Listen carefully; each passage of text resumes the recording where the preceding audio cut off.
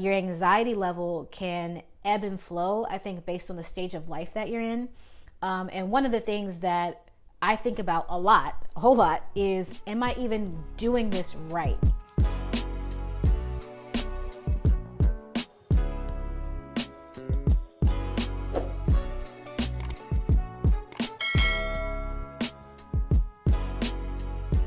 Hey everybody, welcome to the channel. My name is Shayla and I am passionate about motherhood, and that's why I believe that hiding is overrated. I think we as moms should normalize our experiences, our challenges, and even our victories. So today I want to talk to you guys about something that probably everybody has dealt with at some point or another. Now, before we start, I want to ask you a question. Leave me a comment down below because I would love to hear your answer. I want to know, what is something about parenthood that has surprised you the most? Now, for me, the most surprising thing was probably the fact that I had to evaluate myself so much, all this self-evaluation and, developing myself to become a better parent. And really the toll that has taken on my mental and emotional health. That can be something that's really heavy, and it's a lot of pressure. So that for me causes a little bit of anxiety, and anxiety is something that we all have to deal with. In the next few videos, I really want to break down this topic of anxiety, how to identify symptoms of anxiety and things like that. But first, you got to know what anxiety is.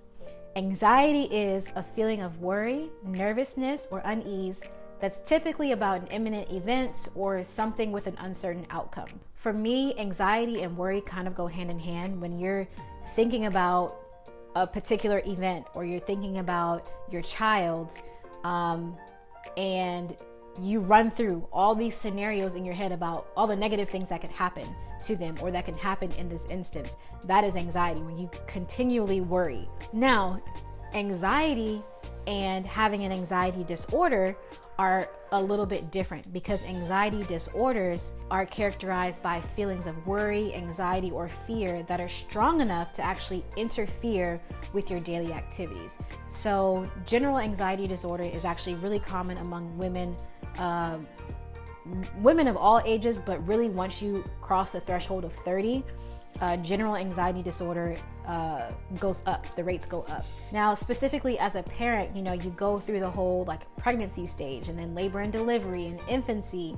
And, as your kids get older, the challenge continues to grow, because it's a whole person that you have to take care of, right? And I know that some of you guys, you deal with separation anxiety, your kids being away from you and not, not being able to protect them. Maybe you've got kids that are of school age and you want them to be home. There's all these different scenarios that I could play out before you today. Your anxiety level can ebb and flow, I think, based on the stage of life that you're in. And one of the things that I think about a whole lot, is, am I even doing this right?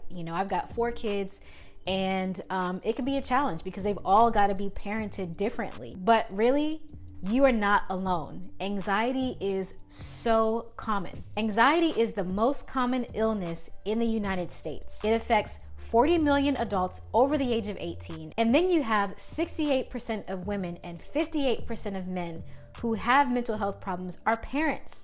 And the most common health problems experienced during and after birth are anxiety, depression, and PTSD. Learning how to recognize triggers and how anxiety manifests for me has been a huge part in my self-development. Once you learn to do this, then you can actually start implementing some coping strategies to help you overcome it. In the next few videos, I'm going to be diving deeper into the topic of anxiety and how we can be there and be present for the people that we love most. Be sure to subscribe so that you don't miss any of this content, and don't forget, hiding is overrated. I'll see you next time.